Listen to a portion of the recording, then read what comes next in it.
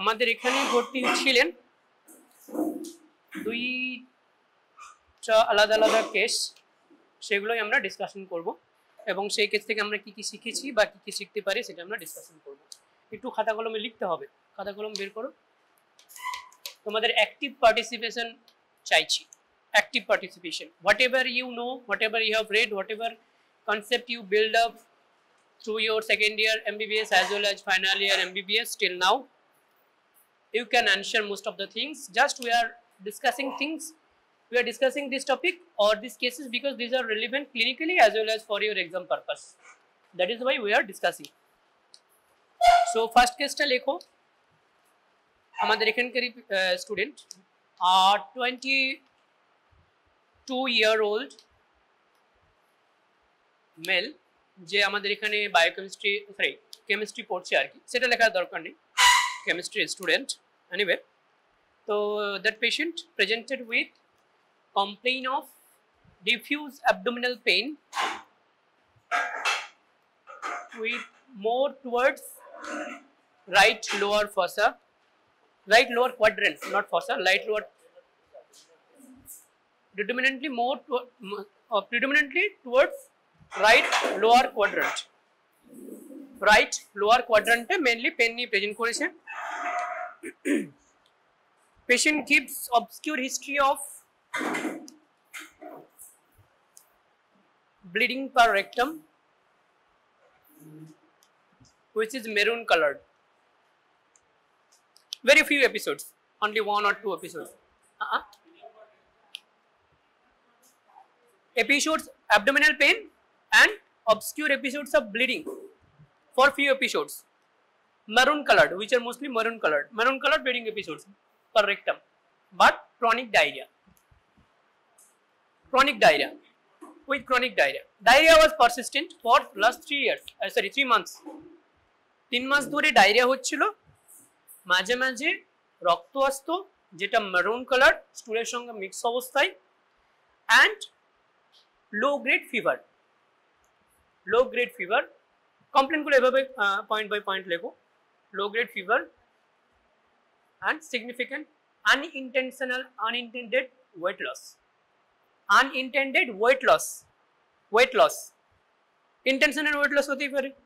মোটা হয়তো একটু মোটা, সে কলেজে পড়ছে, তাহলে তাকে বডিটা ফিট রাখতে হবে, সে জিম করে করতেই পারে, কিন্তু ওর ক্ষেত্রে পুরোপুরি সেটা আনইনটেনশনাল ওয়েট লসের একটা হিস্ট্রি ছিল। So this was our first case. So what are the complaints? Duration, disease duration 3 months, mainly abdominal pain with diarrhoea, with chronic diarrhea and abdominal pain, low grade fever, history of significant weight reduction and few episodes of bleeding per rectum which is blood mixed, মানে stool color স্টুলের সঙ্গে mixed অবস্থায় এসেছে। Bleeding per rectum যে কোনো constipation পেশেন্টের হতে পারে। Bleeding পার রেক্টামের একটা ওয়াইড ডিফারেন্সিয়াল ডায়াগনোসিস আছে। It can be due to anorectal pathology, it can be due to anything more proximal, right? So typically এই পেশেন্টটা বলছিল যে মারুন কালার বা বাদামি রঙের ব্লিডিং হচ্ছে। This is our first case. So what are the possible differential diagnosis still now? এখন অবধি তোমাদের মাথায় কি কি আসছে? এই সমস্ত 5খানা সিমটমস পেবে। Low grade fever, weight reduction, তার সাথে আছে chronic diarrhoea, diffuse abdominal pain and তো এই 5খানা ওকেশনাল ব্লিডিং পার রেক্টাম, এই 5খানা চিপ কমপ্লেইন অনুযায়ী তোমাদের ডিফারেন্সিয়াল ডায়াগনোসিস কি কি? সব থেকে প্রথমে কাকে রাখবে? Okay, number 1 ulcerative colitis, okay fine. Number 2 inflammatory bowel disease. Inflammatory bowel ডিজিজের দুটো পার্ট, একটা হলো ক্রনস ডিজিজ, একটা হলো আলসারেটিভ কোলাইটিস। কোনটা বেশি হওয়ার সম্ভাবনা এই ক্ষেত্রে? ওকে, সো লেখো। So what are the possibility?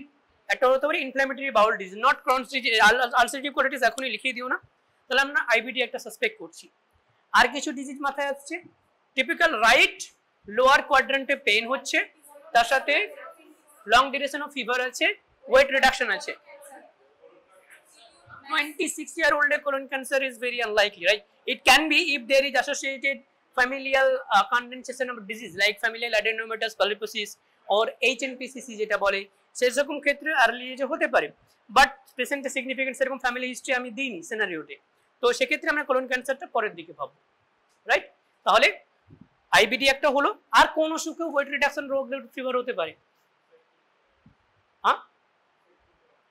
Infective colitis, yeah, you are right. Infective colitis can be, not infective colitis, any kind of colitis can present with this, but infective colitis is a subset of disease, but more common than that in Indian scenario, what will be the disease?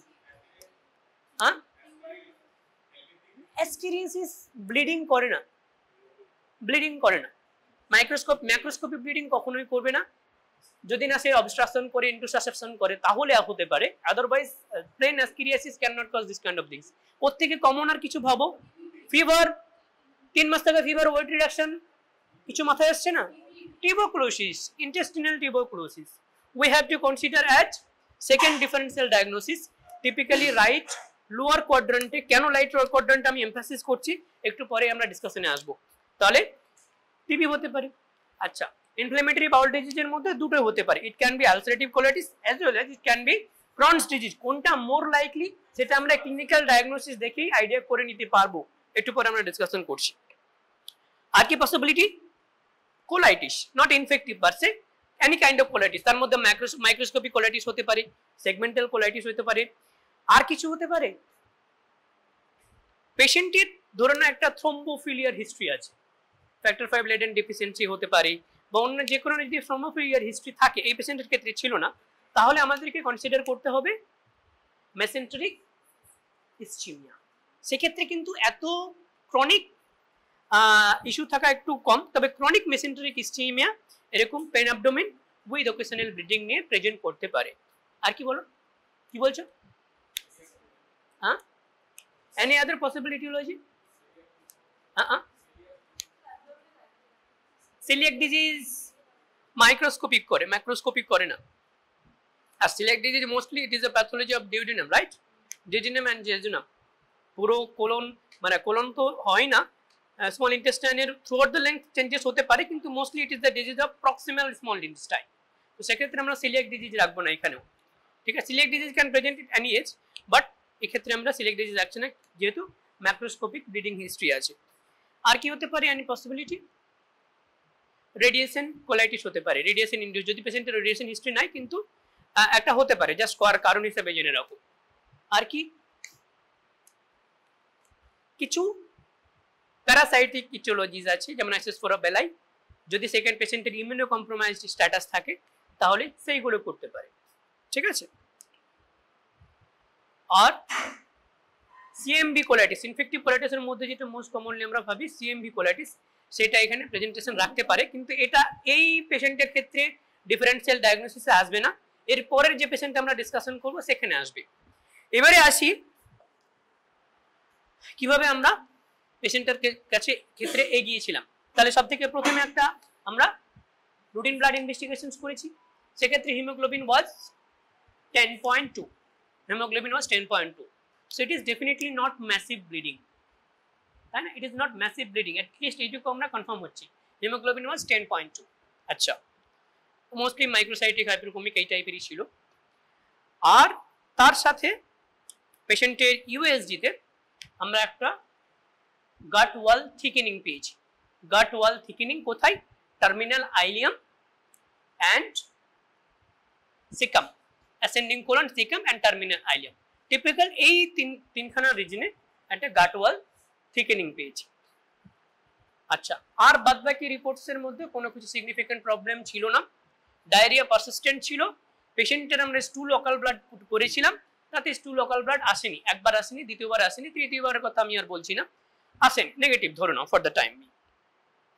এই ক্ষেত্রে কিন্তু পেশেন্টের diffuse abdominal pain আছে, সেই ক্ষেত্রে তখন আমরা ভাবলাম যে it could be either tuberculosis, long duration fever আছে, বা it could be due to inflammatory bowel disease. সেক্ষেত্রে আমরা কি করলাম, একটা কি করব, কোলোনোস্কোপি প্ল্যান করা উচিত ideally, but patient refuse to do so. Patient বলছে যে না, I don't want to have colonoscopy at present, আমি এখনই করতে চাইছি না। কোলোনোস্কোপি যে একটু সবারই অসুবিধা হয়, মানে definitely it is not single go examination, যে একদম প্রথমেই বললাম আর পেশেন্ট একদম রাজি হয়ে গেল, ঠিক আছে। Then I offered some radiological investigations, other radiological investigations which is more precise. So what are the radiological investigations we can consider here to see the gut wall pathology? CT abdomen. What kind of CT abdomen? It is contrast enhanced, non-contrast, or something known as enterography. It is definitely enterography. যখনই কোনো একটা পেশেন্টের luminal pathology জানতে চাইবো বা গাট ওয়াল pathology জানতে চাইবো, তখনই আমরা কিন্তু এন্টেরোগ্রাফি করব। কন্ট্রাস্ট এনহ্যান্স সিটি স্ক্যানে কি হয়, যে সমস্ত জায়গাগুলোতে ভাস্কুলারিটি আছে সেই জায়গাগুলো ব্লাস্ট করে, তাহলে কোনো একটা টিউমার বা কোনো একটা ক্যান্সারাস মাস বা কোনো একটা লিম্ফ নোড, সেগুলোকে যদি আমরা দেখতে চাই তাহলে আমরা contrast enhance city will be more than enough. But আমরা গাটের ওয়াল দেখতে চাইছি, তার সাথে সাথে গাটের লুমেন দেখতে চাইছি, সেক্ষেত্রে best will be with oral contrast. তাহলে প্রথমে আমরা ওরাল কন্ট্রাস্ট দিই, তারপর আইভি কন্ট্রাস্ট দিই, দিয়ে একটা সিটি স্ক্যান করি, সেটাকে আমরা বলি সিটি এন্টেরোগ্রাফি, ঠিক। So this is the ideal or initial investigation of choice. আমরা এমআর এন্টেরোগ্রাফিও করতে পারতাম, বেসিক্যালি সেটা কিছু কিছু ক্ষেত্রে হয়তো বেটার, কিন্তু in most of the cases CT enterography and MR enterography is equally sensitive and specific for detecting bowel pathology, be it small bowel or large bowel. তো সেখানে আমরা দেখলাম যে পেশেন্টের স্মল বাউলের কিছু লুপসে ওয়াল থিকেনিং আছে, তার সাথে terminal alarm ascending colon, already ultrasound তো পেয়েছিলাম। আল্ট্রাসাউন্ডেও আমরা স্মল বাউলের যে আরো প্রক্সিমালি যে লেশনসগুলো আছে সেগুলো পেতে পারতাম, কিন্তু সেই আল্ট্রাসাউন্ডের কোয়ালিটি প্লাস টাইপস একটু অন্যরকম হয়। আল্ট্রাসাউন্ডে কন্ট্রাস্ট আমরা দিতে পারি, জানো তো, আল্ট্রাসাউন্ড কন্ট্রাস্ট ইউজুয়ালি সিটি কন্ট্রাস্টে আমরা কি বেরিয়াম কন্টেইনিং বা আয়োডিন কন্টেইনিং কন্ট্রাস্ট ইউজ করি, কিন্তু আল্ট্রাসাউন্ডের কন্ট্রাস্ট সেরকম না, কিছু কি বলবো সোনোজেনিক বা আল্ট্রাসোনোগ্রাফিতে যেটা সাদা দেখাবে এইরকম কিছু দিতে হবে।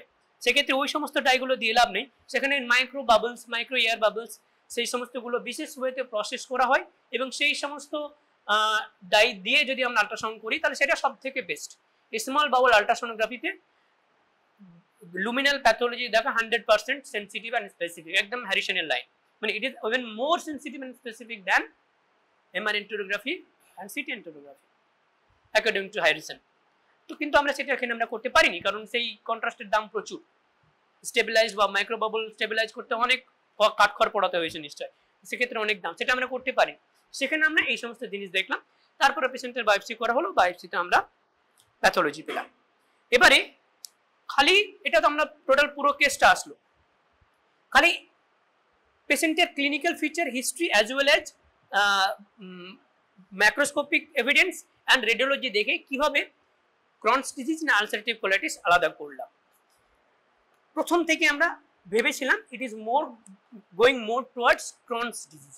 কেন আমরা প্রথম থেকে ভেবেছিলাম ইট ইজ ক্রনস ডিজিজ? একটা ইম্পর্টেন্ট ব্লাড টেস্ট করেছিলাম ফিকাল ক্যালপ্রোটেক্টিন বলে, ল্যাক্টোফেরিনও করা যেত, ফিকাল ল্যাক্টোফেরিন আর ফিকাল ক্যালপ্রোটেক্টিন এই দুইখানা টেস্ট করা হয়।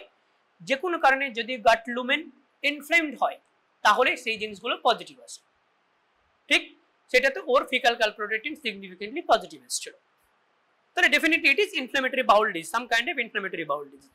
এবারে কেন আমরা ক্রনস ভাবছি এইটা তোমাদেরকে মাথায় রাখতে হবে, যে যখন ইউজুয়ালি আলসারেটিভ কোলাইটিস যখন প্রেজেন্ট করে আমাদের কাছে, it associated with profuse bleeding which is usually painless, তাহলে profuse parrectal bleeding which is usually painless, তার সঙ্গে rectal urgency থাকবে। যদি ব্লিডিং বা ব্লাড ক্লট আমাদের রেকটামে চলে আসে তাহলে তো আমি আর বেশিক্ষণ ওয়েট করতে পারবো না, সঙ্গে সঙ্গে আমাকে ওয়াশরুম যেতে হবে, তাহলে rectal urgency along with profuse parrectal bleeding usual প্রেজেন্টেশনটা এইরকম হয় এবং অ্যাকিউট প্রেজেন্টেশন হয়। 3 মাস ধরে পেশেন্ট আলসারেটিভ কোলাইটিস নিয়ে বাড়িতে বসে থাকবে না, ঠিক। আচ্ছা, এবং সব থেকে যেটা স্ট্রাইকিং সেটা হলো গিয়ে chronic diarrhoea with abdominal pain. Abdominal pain per se is more common in Crohn's disease than ulcerative colitis. Colon per se is not a pain sensitive structure, right, কিন্তু কোলনটা যদি কারণে ডিস্টেন্ডেড হয় লাইক ইন টক্সিক মেগাকোলন বা কোনো কারণে যদি perforation হয় তখনই সেটা পেন প্রডিউস করতে পারে in case of ulcerative colitis. Otherwise ulcerative কোলাইটিসে pain abdomen very unlikely, less specific বা সেন্সিটিভ। তাহলে পেন অ্যাবডোমেন যেহেতু এসছে পেশেন্টের এবং পেন অ্যাবডোমেনটা ওর প্রিডমিনেন্ট সিমটমস, সেক্ষেত্রে আমরা আরো আমাদের দৃষ্টিটা ক্রনস ডিজিজের প্রতি ঝুঁকি দিয়েছিলাম। আচ্ছা, আর কি সিমটমস হতে পারে? যে chronic diarrhoea, chronic diarrhoea which is usually bloodless, মানে ব্লাড অ্যাসোসিয়েটেড ছিল না, খালি ক্রনিক ডায়রিয়া হচ্ছিল। It also going towards Crohn's disease. যদি আলসারেটিভ কোলাইটিস হয় তাহলে usually it is blood stain, right? যদি অ্যাক্টিভ আলসারেটিভ ডিজিজ থাকে, আলসারেটিভ কোলাইটিস থাকে, তাহলে এটা ব্লাড স্টেইন হওয়ার কথা, তাই তো? তাহলে এই পেশেন্টটার যখন আমরা বায়োপসি করলাম, আর তার আগে ম্যাক্রোস্কোপিক ফিচার্স বলি, ইনভলভমেন্টটা কি অনুযায়ী হয়। আমরা পেশেন্টের বলেছিলাম রাইট লোয়ার কোয়াড্রেন্টে পেন হচ্ছে, ঠিক?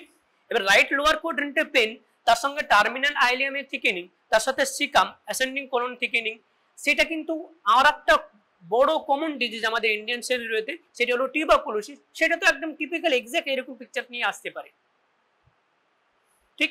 তাহলে it is really difficult even for DM gastroenterologist as well as internists like us to differentiate between these two group। যে পেশেন্টের টিবি হয়েছে, কারণ ওরও ফিভার থাকতে পারে, এরও ফিভার থাকতে পারে, ওরও ক্রনিক ডায়রিয়া থাকতে পারে, এরও ক্রনিক ডায়রিয়া থাকতে পারে, ওরও ওয়েট লস থাকতে পারে, এরও ওয়েট লস থাকতে পারে, এবং এরও terminal ileum as well as caecum is the most commonly affected reason. এবং আলসারেট এই ক্রনস ডিজিজের ক্ষেত্রে যদি লার্জ বাউল ইনভলভ হয় তাহলে এটা একটা মোস্ট কমন সাইট। তো সেক্ষেত্রে ডিলিনিয়েট করাটা খুব ক্রুশিয়াল।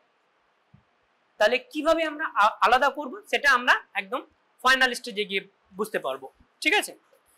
তো ক্লিনিক্যাল ফিচার হলো, হিস্ট্রিও হলো। এরপরে গ্রস এক্সামিনেশন, আমরা যখন এন্ডোস্কোপি করব তখন কি দেখে বুঝবো এটা going more towards Crohn's disease.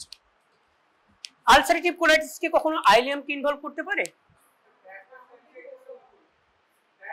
Yes, this is the only scenario where the terminal ileum only few centimeter, say 5 to 6 centimeter of the terminal ileum may get involved with slight mucosal or submucosal changes। যে একটা ফ্লোরিড এইখানে প্যানকোলাইটিস হচ্ছে, তার সাথে যে একটা severe disease হচ্ছে ulcerative colitis, ইট usually involves colon only. সেখানে কিন্তু স্মল বাউলের অন্য কোথাও ইনভলভ হওয়ার কথা নয়, কিন্তু কখনো কখনো এরকম ব্যাকওয়াস আইলাইটিস আমরা টার্মিনাল পার্ট অফ আইলিয়ামে দেখতে পাই, ঠিক আছে? প্রথম। দ্বিতীয়ত হলো in ulcerative colitis it will be a continuous disease, কোনো স্কিপ লেশন পাবো না, কোনো স্কিপ লেশন পাবো না। এই পেশেন্টের টিপিক্যালি আমরা স্কিপ লেশনস পেয়েছিলাম, কোনো স্কিপ লেশন পাবো না। যদি কোলোনোস্কোপি করা হয়, পেশেন্টটা পরে আউটডোর বাইরে থেকে কোলোনোস্কোপি করে আমাদের কাছে আবার দেখিয়েছিল আউটডোরে, সেখানে টিপিক্যালি স্কিপ লেশনস ছিল। তাহলে skip lessons is typical of Crohn's disease. In ulcerative colitis, it is usually continuous involvement starting from distal to proximal। এমন হবে না একটা সেম পেশেন্টের যে ডিসেন্ডিং কোলন ইনভলভ হয়ে গেছে, আবার অ্যাসেন্ডিং কোলন ইনভলভ হয়েছে, মাঝে ট্রান্সভার্স কোলনটা নরমাল আছে, না, এটা হবে না। হলে পুরোটা নিয়ে তারপর ট্রান্সভার্স কোলনটাকে ইনভলভ করবে।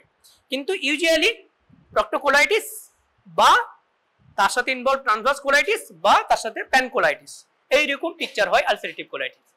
এবারে কখনো কখনো আলসারেটিভ কোলাইটিস আমরা স্টিপ লেশনস পেতে পারি। কখন পাবো? হয়তো patient already known case ulcerative colitis, তাকে আমরা ওষুধ দিয়েছি, কিছু কিছু জায়গায় হিল করে গেছে, কিছু কিছু জায়গায় হিল করেনি, তাহলে তখন যদি আমরা কোলোনোস্কোপি করি তখন কিন্তু স্কিপ লেশনস পেতেই পারি। কিন্তু ইন জেনারেল একটা ডেনোভো পেশেন্ট যার কোনো ট্রিটমেন্ট হয়নি, তার যদি আলসারেটিভ কোলাইটিস থাকে তাহলে there will be no skip lesions. Even যদি আমরা কোনো একটা জায়গাতে মনে হয় যে এই জায়গাটা লেস ইনভলভ হয়েছে, সেখানেও বায়োপসি করে দেখা যাবে যে সেখানে সিগনিফিক্যান্ট মাইক্রোস্কোপিক চেঞ্জেস রয়েছে, ঠিক? কিন্তু in Crohn's disease there will be skip lesions and there will be transmural involvement. এটা সব থেকে গুরুত্বপূর্ণ কথা। In ulcerative colitis usually transmural মানে আমাদের যে গাট ওয়াল আছে, সেই গাট ওয়ালের লেয়ার্স আছে, মিউকোসা আছে, সাবমিউকোসা আছে, তারপরে কি আছে? মাসকুলারিস প্রক্রিয়া আছে, তারপরে সেরোসা আছে। এই চারখানা লেয়ার আলসারেটিভ কোলাইটিস ইনভলভ হয় না ইন 99.9% কেসেস। যদি না সেটা পারফোরেট করে টক্সিক মেরাকোলন হয়, সিভিয়ার আলসারেটিভ কোলাইটিস হয়, তখন ইনভলভ হতে পারে। একদম লাস্ট কেসে ফার্মিনেন্ট আলসারেটিভ কোলাইটিস যেটা বলে সেখানে হতে পারে। কিন্তু ইন জেনারেল যে সমস্ত কেসগুলো আমাদের কাছে প্রেজেন্ট করে সেখানে কখনোই মিউকোসা বা maximum superficial part of sub mucosa involve হবে, তার থেকে ডিপার কোনো স্ট্রাকচার ইনভলভ হবে না। But in case of Crohn's disease there will be transmural involvement, there will be serosal involvement, there will be muscularis mucosae involvement, muscularis propria involvement, submucosal involvement and mucosa involvement। তাহলে grossly আমরা এইগুলো দেখে মোটামুটি একটা ডিলিনেট করতে পারি। যদি দেখি ফিশার্স আছে, যদি দেখি পেনিট্রেশনস আছে, যদি দেখি ফিস্চুলা আছে সিটি এন্টোরোগ্রাফিতে, তাহলে it is going more towards Crohn's disease। কিন্তু যদি এগুলো না থাকে, যদি আইসোলেটেড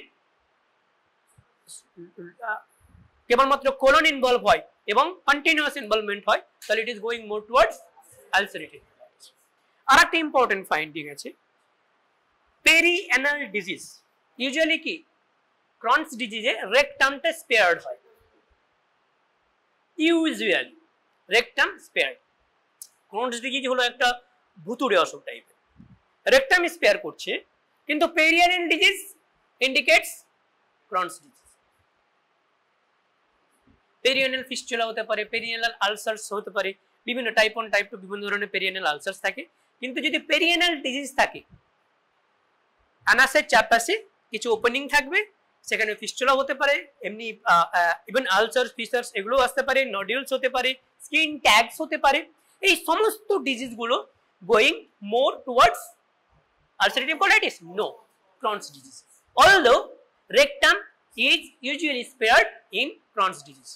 তাহলে it is such a skipping kind of thing. আনাসের চারপাশ ইনভলভ করছে, রেকটাম ইনভলভ করছে না। তারপরে মাঝে একটা কোন একটা জায়গা ইনভলভ করলো, মাঝে নরমাল থাকলো, মাঝে কোন একটা জায়গা ইনভলভ করলো, মাঝে নরমাল থাকলো, স্মল বাউল চাং চাং চাং চাং ইনভলভ করলো, এবং লাস্টলি অনেক সময় আপার জিআই ট্র্যাক্টও Crohn's ইনভলভ হতে পারে, ইসোফেগাস, স্টোমাক, যে কোনো জায়গাতে Crohn's ইনভলভ করতে পারে। ঠিক পেরিঅ্যানাল ডিজিজের ক্ষেত্রে মজা হলো অনেক সময় সার্জারির কাছে পেশেন্টটা যায় যদি খালি পেরিঅ্যানাল ডিজিজ থাকে, এবং সেটার মানে পার্সেন্টেজ যদি টোটাল Crohn's ডিজিজের পপুলেশন ভাবো, তাহলে nearly 1/5 of the patient will have isolated perianal disease as presentation. ওর একটা ভেতরে পরে দেখা গেল যে হ্যাঁ Crohn's ইনভলভমেন্ট, এই স্মল বাউল ইনভলভমেন্ট হয়েছে, কিন্তু খালি পেরিঅ্যানাল সিমটমস নেই। কোনো যদি কোনো পেশেন্টের যদি ফিস্চুলা হয় বা যদি ফিশার হয়, তাহলে তোমরা কাকে পাঠাবে? যদি ইন্টার্নশিপে তোমার কাছে একটা কোনো পেশেন্ট আছে, তাহলে কার কাছে রেফার করবে? General surgery. জেনারেল সার্জারি প্রথমে একবার ট্রিট করবে, ভালো হয়ে গেল, আবার হলো, আবার ট্রিট করবে, ভালো হয়ে গেল, আবার হলো। হঠাৎ দেখা গেল ওই পেশেন্টের পেন অ্যাবডোমেনে কমপ্লেন করছে, নন স্পেসিফিক, ডিফিউজ, তখন এবং তার সাথে যদি কখনো প্যারারেক্টাল ব্লিডিং চলে আসে, সঙ্গে সঙ্গে পেশেন্টটাকে রেফার করা হবে গ্যাস্ট্রোএন্টারোলজি ডিপার্টমেন্টে। তখন যদি আমরা দেখি, তখন দেখা যাবে যে হ্যাঁ এক্সটেন্সিভ স্মল বাউল ইনভলভমেন্টও হয়েছে, এবং পেরিঅ্যানাল ডিজিজের যদি অ্যাসোসিয়েশন থাকে Crohn's ডিজিজে, তাহলে it will be a more severe kind of disease than disease not associated with perianal conditions. এই পেশেন্টের পেরিঅ্যানাল সিমটমস কিছু ছিল না, আমরা হিস্ট্রিতে সেরকম জিজ্ঞেস করে কিছু পাইনি, তো তারপরে আমরা পেশেন্টটাকে কোলোনোস্কোপি করতে বলেছিলাম, এবং সে আলটিমেটলি বায়োপসি রিপোর্ট আমাদের হাতে নিয়ে এসেছিল। এই বায়োপসিতে আমরা সিগনিফিক্যান্টলি দুটো ডিজিজকে আলাদা করতে পারি, both ulcerative colitis and Crohn's disease, and Crohn's disease versus tuberculosis. Crohn's disease versus tuberculosis. তোমরা একটা কথা বলো, genitourinary TB is more common or intestinal TB is more common?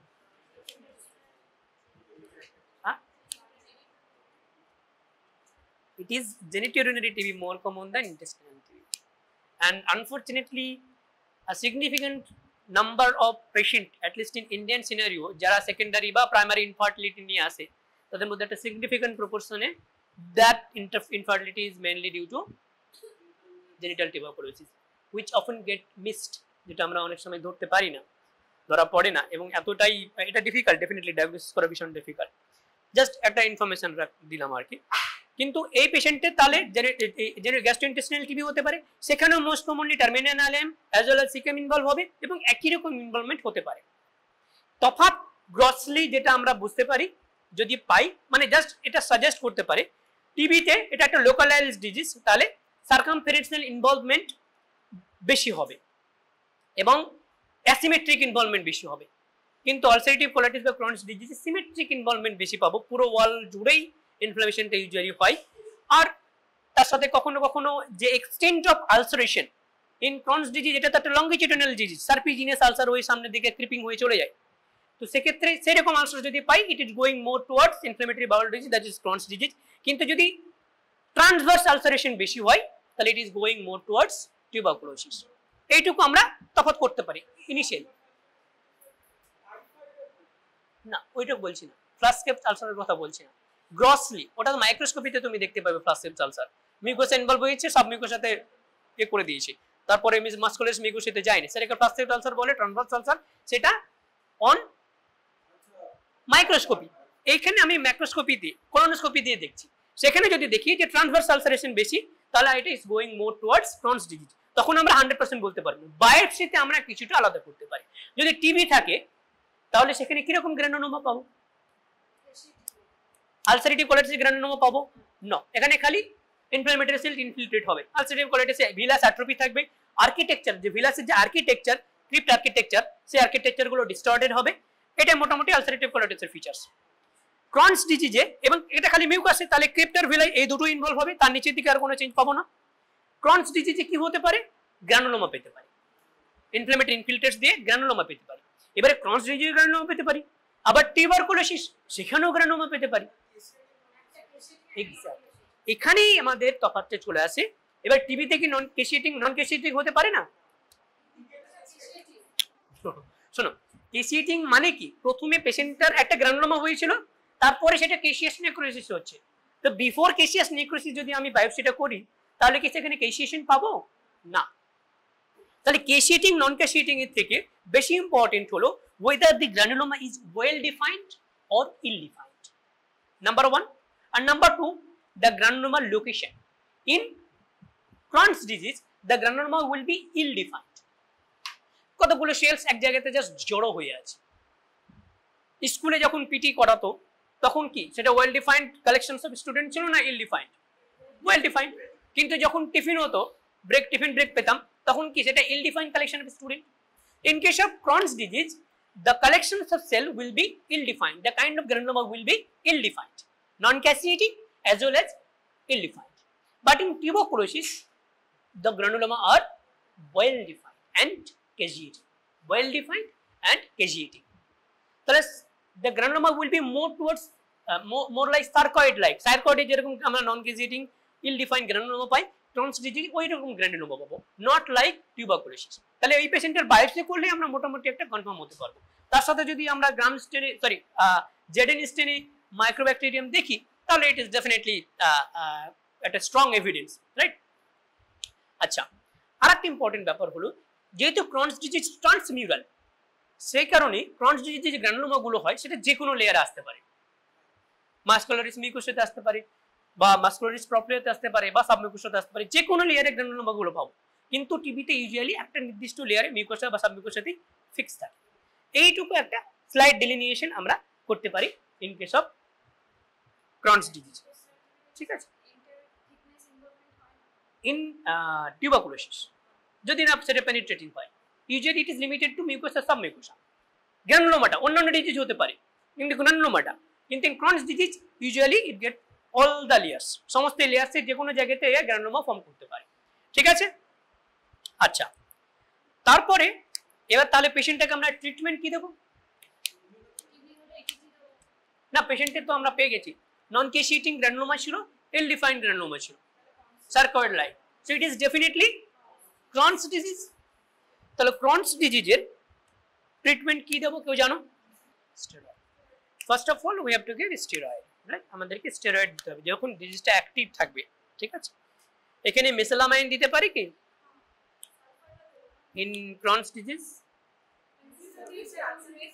Mesalamine is mainly active in ulcerative colitis. Crohn's disease এর সেরকম কোনো role নেই, ঠিক আছে?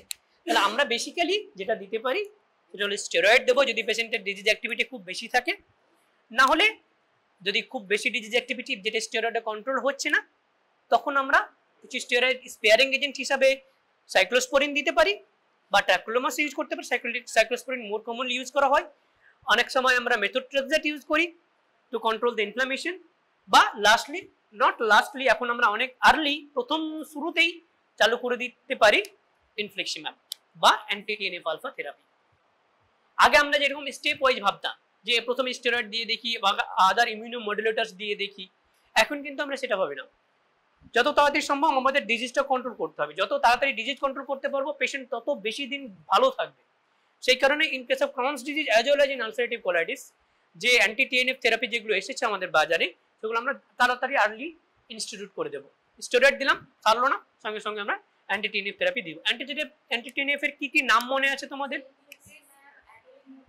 Infliximab, adalimumab, golimumab, certolizumab, pegol. Mainly এই চারখানে অ্যান্টি টিএনএফ থেরাপি দিই আমরা, ইনিশিয়ালি দিই বা রিলেটিভলি সস্তা হলো ইনফ্লিক্সিম্যাব।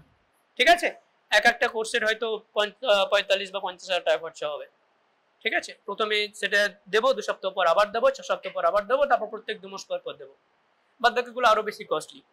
এবার যদি সেটাতে কাজ না হয় বা অ্যান্টি টিএনএফ এটা তো একটা অ্যান্টিবডি, তাহলে এটা একটা ফরেন অ্যান্টিজেন, তার এগেইনস্ট অ্যান্টিবডি তৈরি হয়ে যেতে পারে আমাদের বডিতে, তাহলে অ্যান্টি টিএনএফ থেরাপি কাজ নাও করতে পারি।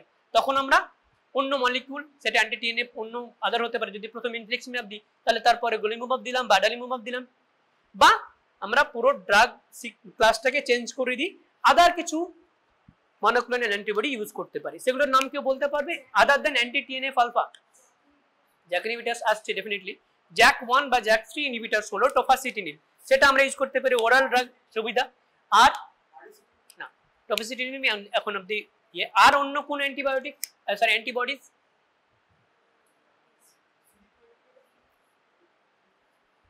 ইন্টারলিউকিন 12 আর 23, এই দুটো ইন্টারলিউকিনের খুব সিগনিফিকেন্ট রোল আছে in ulcerative colitis as well as in Crohn's disease. সেক্ষেত্রে আমরা অ্যান্টি ইন্টারলিউকিন 12, 23 আমরা দিতে পারি। অ্যাকচুয়ালি ইন্টারলিউকিন 12 আর ইন্টারলিউকিন 23 দুটোরই একটা কমন সাবইউনিট থাকে, P40 সাবইউনিট বলে, এটা একটু ভেতরের ব্যাপার। সেই P40 এর এগেইনস্টে আমরা অ্যান্টিবডি তৈরি করেছি, সেই অ্যান্টিবডিটা আমরা দিতে পারি। তার এক্সাম্পল হলো উস্টেকিনুম্যাব, সেটা আমরা অনেক সময় ইউজ করি। আর উস্টেকিনুম্যাব, ইয়েস। আর বা তারপরে আমরা এই যে যেটা আলোচনা করছিল জ্যাক ইনহিবিটারস, জ্যাক 1 বা জ্যাক 3, স্মল মলিকিউলস বলি, সেগুলো আমরা দিতে পারি। ঠিক আছে, আর কিছু নিউয়ার মলিকিউলস এসছে, সেগুলো এখনই তোমাদের জানার ইয়ে নেই, very expensive, it is just theory, but hopefully তোমরা যখন প্র্যাকটিস করবে তখন আমাদের ইন্ডিয়াতেও চলে আসবে এবং সেগুলো অ্যাভেলেবল থাকবে, এবং আশা করছি তাদের দামগুলো কমে যাবে। যদি বায়োসিমিলার হয়ে যায়, প্যাটেন্ট সরে যায়, তাহলে ডেফিনেটলি দামটা অনেক কমে হয়তো পাবে তোমরা। ঠিক আছে, সো পেশেন্টটাকে আমরা স্টেরয়েড দিয়েছিলাম আর কিছু ইমিউনো মডুলেটরস দিয়েছি, পেশেন্টটা ঠিক আছে, ভালো আছে, গ্যাস্ট্রোএন্টারোলজিস্টের কাছে ফলো আপ করছে, the patient is continuing his life as a normal human being, পড়াশোনাও ঠিকঠাক করছে, that's it. It is not curable, কতদিন থেরাপি দেবো সেটা ডিপেন্ড করছে, কিন্তু it is not curable, mostly life long চলে, কিন্তু হতে পারে কিছুদিন পর, 3 বছর বা 5 বছর পরে হয়তো ডিজিজের অ্যাক্টিভিটি কমে গেলে তখন আমরা অন্য কিছু ভাবতে পারি, ফ্রিকোয়েন্সিটা কমাতে পারি। মর্টালিটি, হ্যাঁ, কমপ্লিকেশনস কি হতে পারে ইনফ্লামেটরি বাউল ডিজিজে, ইন ক্রনস ডিজিজ, তাহলে পেনিট্রেশন হতে পারে, তাহলে পেনিট্রেটিং যদি ইনজুরি হয় তাহলে আইদার পারফোরেশন হবে বা ফিস্টুলাইজেশন হবে, ভ্যাজাইনার সাথে, রেকটামের সাথে বা ভেসিকলসের সাথে যে কোনো জায়গাতে ফিস্টুলা ফর্ম করতে পারে, স্টোমাকের সাথে কত কিছু হতে পারে, তাহলে ফিস্টুলাইজেশন হতে পারে। বা অনেক সময় যে কোনো গাটের যে কোনো জায়গাতে যদি ক্রনিক ইনফ্লামেশন হয় তাহলে কি টিজিএফবিটা অ্যাক্টিভেটেড হবে, টিজিএফবিটা হলো স্কার ফর্মিং একটা ইন্টারলিউকিন, তাহলে স্কার ফর্ম করবে দিয়ে স্ট্রাকচার ফর্ম করবে, তাহলে it can be stricturising, it can be penetrating as well. তো ক্রনস ডিজিজে এই প্রবলেমটা, usually ulcerative colitis stricture form হয় না, ক্রনস ডিজিজে হয়। আচ্ছা, আলসারেটিভ কোলাইটিস স্ট্রাকচার ফর্ম হতে পারে, কখন হতে পারে সেটা? যদি ম্যালিগন্যান্সি থাকে। আমরা পরের কেসটা ডিসকাশন করব, তখন আমরা সেটা ভালো করে ডিসকাশন করছি। ঠিক আছে, তাহলে পরের কেসটা এবার লেখো, খালি সিমটমস গুলো লিখতে হবে, তোমাকে পুরো গদ লেখার দরকার নেই। Of 60-year-old male patient who is a known case of ulcerative colitis, ঠিক আছে, was on remission, পেশেন্ট ঠিকঠাক ছিল, সুস্থই ছিল, ব্লিডিং ফিডিং আর রিসেন্টলি হয়নি, but suddenly deteriorated for last 1 week.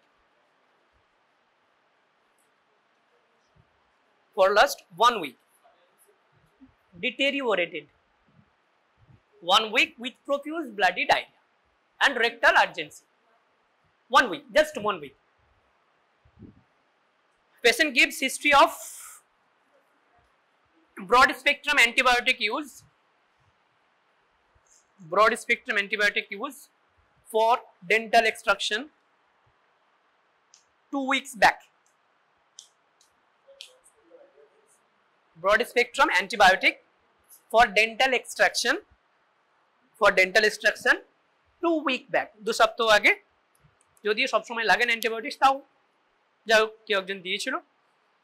নাও পেশেন্টটা 7 দিনের একটা profuse bloody diarrhoea with rectal urgency নিয়ে present করেছে, known case of ulcerative colitis. So what are the possible DD, possible cause of bleeding?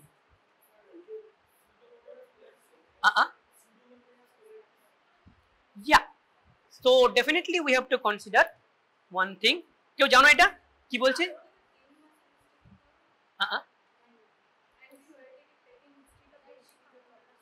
না জরুরি নেই, একদিনে অ্যান্টিবায়োটিকও হতে পারে, ঠিক আছে।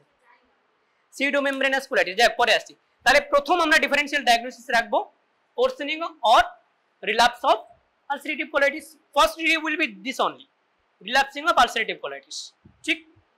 Second DD will be pseudomembranous colitis.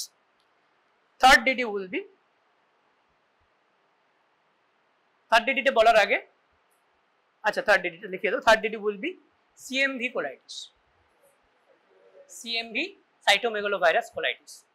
এগুলো খুবই কমন এবং প্র্যাকটিক্যাল প্রবলেম। এগুলো টেক্সট বুকে হয়তো সবসময় তোমরা যখন পরীক্ষার জন্য পড়বে, টেক্সট বুকে সবই থাকে, কিন্তু পরীক্ষার সময় যখন পরীক্ষার জন্য পড়বে এগুলো হয়তো অতটা মাথায় না আনলেও চলবে, কিন্তু প্র্যাকটিক্যালি যখন পেশেন্ট ম্যানেজ করতে যাবে তখন এই জিনিসগুলো অবশ্যই মাথায় আনতে হবে এবং সেই অনুযায়ী তোমাদের থট প্রসেস করতে হবে।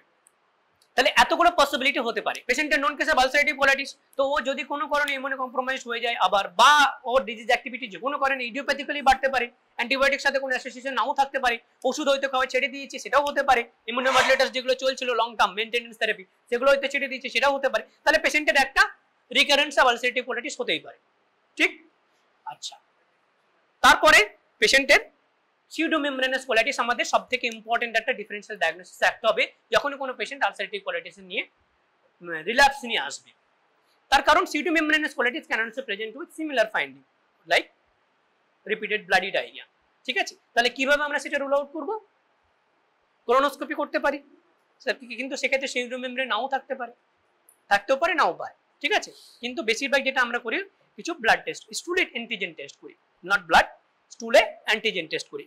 Clostridium difficile, no, not Clostridium. What is the name of the organism? C difficile লেখা থাকে, C is not for Clostridium at present. Clostridium আগে ছিল, সেটার নামটা আমরা একটু চেঞ্জ করেছি, আমাদের সায়েন্টিস্টরা চেঞ্জ করেছেন, Clostridioides, মানে like Clostridium, but it is not Clostridium per se, Clostridioides difficile। এবার সেখানে সেই টক্সিনের প্রভাবে পেশেন্ট এরকম ক্লিনিক্যাল প্রেজেন্টেশন বা ওরসেনিং অফ আলসারেটিভ কোলাইটিস নিয়ে আসতে পারে। পেশেন্টের অ্যান্টিবায়োটিক হিস্ট্রি আছে, পেশেন্ট অলরেডি হয়তো কোনো ইমিউনোসাপ্রেশন ড্রাগে আছে, তাহলে এই সবগুলোই পেশেন্টকে প্রোন টু ক্লস্ট্রিডিয়াইটিস ডিফিসিল ইনফেকশন করতে পারে। সেক্ষেত্রে আমরা কিভাবে ডায়াগনোসিস করব? স্টুল অ্যান্টিজেন টেস্ট করব। স্টুল অ্যান্টিজেন আমরা টক্সিন এ, টক্সিন বি, দুই ধরনের স্টুল অ্যান্টিজেন করতে পারি, বা গ্লুটামেট ডিহাইড্রোজেনেজ অ্যান্টিজেন বলে একটা অ্যান্টিজেন আছে, GDH, গ্লুটামেট ডিহাইড্রোজেনেজ অ্যান্টিজেন, সেটা আমরা টেস্ট করতে পারি। সেটা যদি পজিটিভ থাকে তাহলে আমরা pseudomembranous colitis পাবো। আচ্ছা, ট্রিটমেন্ট কি দেবো pseudomembranous colitis? আলসারেটিভ কোলাইটিস এর ট্রিটমেন্ট কি দেবো? pseudomembranous colitis ওখানে যদি অ্যান্টিবায়োটিক ইউজ হয় তাহলে কোলনের যে নর্মাল ব্যাকটেরিয়া গুলো ছিল সেগুলো সব মরে গেল ব্রড স্পেকট্রামে। ইউজুয়ালি নর্মালি আমাদের খাবারে কিছু না কিছু ক্লস্ট্রিডিয়াইটিস থাকে, স্পোর ফর্মে থাকে, সেগুলো গাটে বসতেই পায় না কারণ অলরেডি দখল করে আছে। এবার যদি আরেকটা অ্যান্টিবায়োটিক সেগুলো ক্লিয়ার করে দেয় তাহলে একটা ডিনুটেড সারফেস পেয়ে গেল, সেখানে গিয়ে ও কলোনি ফর্ম করলো, দিয়ে তার টক্সিন দিয়ে পুরো সেলুলার টক্সিসিটি তৈরি করবে, সিউডোমেমব্রেন ফর্ম করবে, কোলাইটিস হবে, সেখানে যে ব্লিডিং হতে পারে। মেনলি প্যাথোজেনিসটা এইরকম টক্সিন রিলেটেড প্যাথোজেনিস, ঠিক আছে। এবারে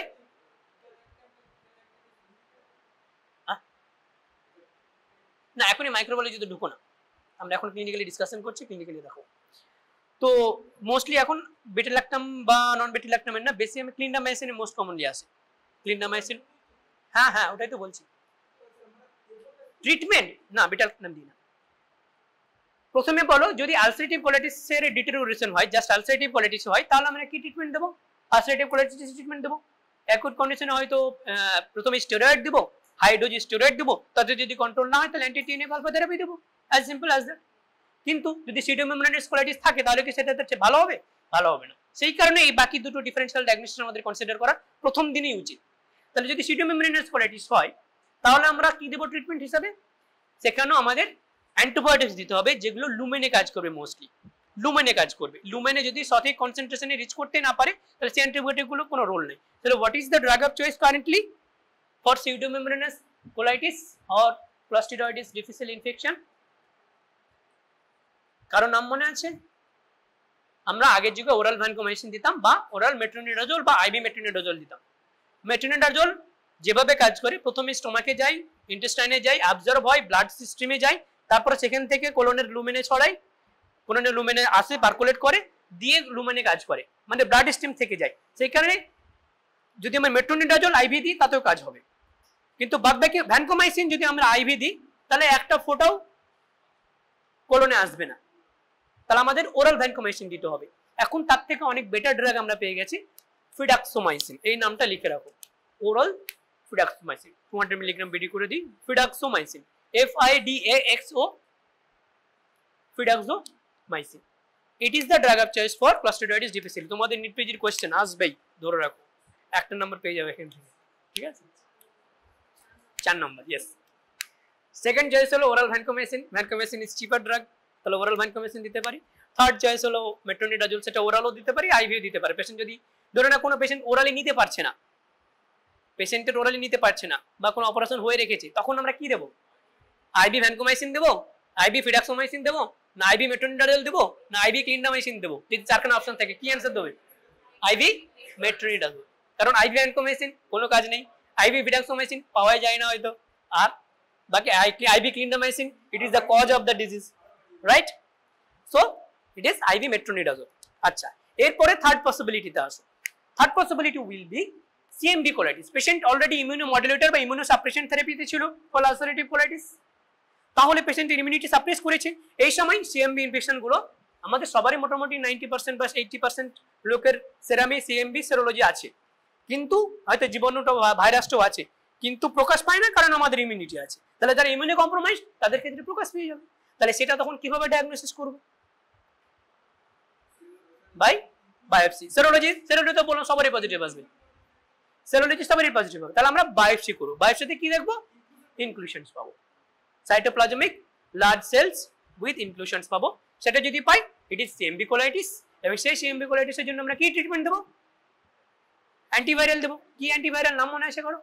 গানসাইক্লোভির, ঠিক আছে? আইভি আমরা গানসাইক্লোভির দেবো। So this is too complicated case. আমাদের এখানে যে কেসটা এসেছিল সে বেসিক্যালি আলসারেটিভ কোলাইটিসেরই